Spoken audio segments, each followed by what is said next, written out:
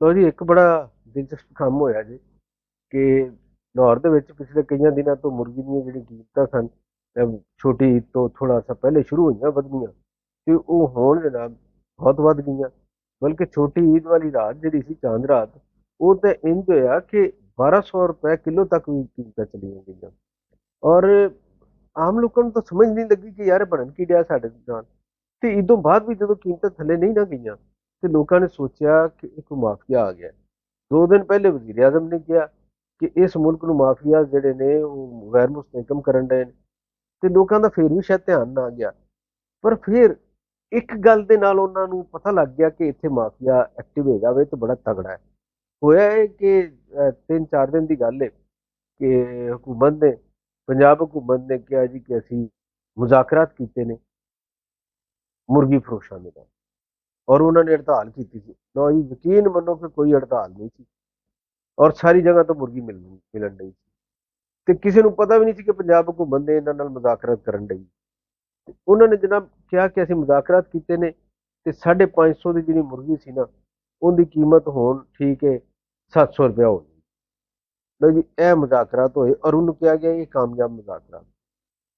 ਦੱਸੋ ਕੀ ਸਮਝੀਏ ਅਸੀਂ, ਮਾਫੀਆ ਤਗੜਾ ਹੈ ਜਾਂ ਹਕੂਮਤ ਮਾਫੀਆ ਨਾਲ ਮਿਲੀ? ਕੋਈ ਤਾਂ ਦੱਸੋ ਨਾ।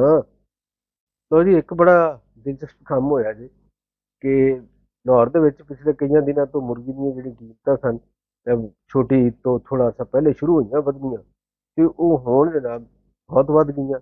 ਬਲਕਿ ਛੋਟੀ ਈਦ ਵਾਲੀ ਰਾਤ ਜਿਹੜੀ ਸੀ, ਚਾਂਦ ਰਾਤ, ਉਹ ਤਾਂ ਇੰਜ ਹੋਇਆ ਕਿ 1200 ਰੁਪਏ ਕਿਲੋ ਤੱਕ ਵੀ ਕੀਮਤਾਂ ਚਲੀਆਂ ਗਈਆਂ।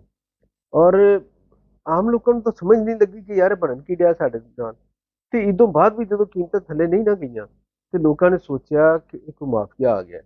2 ਦਿਨ ਪਹਿਲੇ ਵਜ਼ੀਰ ਆਜ਼ਮ ਨੇ ਕਿਹਾ ਕਿ ਇਸ ਮੁਲਕ ਨੂੰ ਮਾਫੀਆ ਜਿਹੜੇ ਨੇ ਉਹ ਗੈਰ ਮੁਸਤਹਕਮ ਕਰਨ ਡਏ ਨੇ, ਤੇ ਲੋਕਾਂ ਦਾ ਫਿਰ ਵੀ ਸ਼ਾਇਦ ਧਿਆਨ ਨਾ ਗਿਆ। ਪਰ ਫਿਰ ਇੱਕ ਗੱਲ ਦੇ ਨਾਲ ਉਹਨਾਂ ਨੂੰ ਪਤਾ ਲੱਗ ਗਿਆ ਕਿ ਇੱਥੇ ਮਾਫੀਆ ਐਕਟਿਵ ਹੋ ਜਾਵੇ ਤਾਂ ਬੜਾ ਤਗੜਾ ਹੈ। ਹੋਇਆ ਹੈ ਕਿ 3-4 ਦਿਨ ਦੀ ਗੱਲ ਹੈ ਕਿ ਪੰਜਾਬ ਹਕੂਮਤ ਨੇ ਕਿਹਾ ਜੀ ਕਿ ਅਸੀਂ ਮੁਜ਼ਾਕਰਾਤ ਕੀਤੇ ਨੇ ਮੁਰਗੀ ਫਰੋਸ਼ਾਂ ਦੇ ਨਾਲ, ਔਰ ਉਹਨਾਂ ਨੇ ਹੜਤਾਲ ਕੀਤੀ ਸੀ। ਲਓ ਜੀ, ਯਕੀਨ ਮੰਨੋ ਕਿ ਕੋਈ ਹੜਤਾਲ ਨਹੀਂ ਸੀ ਔਰ ਸਾਰੀ ਜਗ੍ਹਾ ਤੋਂ ਮੁਰਗੀ ਮਿਲਣ ਡਈ ਸੀ। ਤੇ ਕਿਸੇ ਨੂੰ ਪਤਾ ਵੀ ਨਹੀਂ ਸੀ ਕਿ ਪੰਜਾਬ ਹਕੂਮਤ ਨੇ ਇਹਨਾਂ ਨਾਲ ਮੁਜ਼ਾਕਰਾਤ ਕਰਨ ਡਈ। ਤੇ ਉਹਨਾਂ ਨੇ ਜਨਾਬ ਕਿਹਾ ਕਿ ਅਸੀਂ ਮੁਜ਼ਾਕਰਾਤ ਕੀਤੇ ਨੇ ਤੇ 550 ਦੀ ਜਿਹੜੀ ਮੁਰਗੀ ਸੀ ਨਾ, ਉਹਦੀ ਕੀਮਤ ਹੁਣ ਠੀਕ ਹੈ 700 ਰੁਪਇਆ ਹੋ ਗਈ। ਲਓ ਜੀ, ਇਹ ਮੁਜ਼ਾਕਰਾਤ ਹੋਏ ਔਰ ਉਹਨੂੰ ਕਿਹਾ ਗਿਆ ਇਹ ਕਾਮਯਾਬ ਮੁਜ਼ਾਕਰਾਤ। ਦੱਸੋ ਕੀ ਸਮਝੀਏ ਅਸੀਂ, ਮਾਫੀਆ ਤਗੜਾ ਹੈ ਜਾਂ ਹਕੂਮਤ ਮਾਫੀਆ ਨਾਲ ਮਿਲੀ? ਕੋਈ ਤਾਂ ਦੱਸੋ ਨਾ।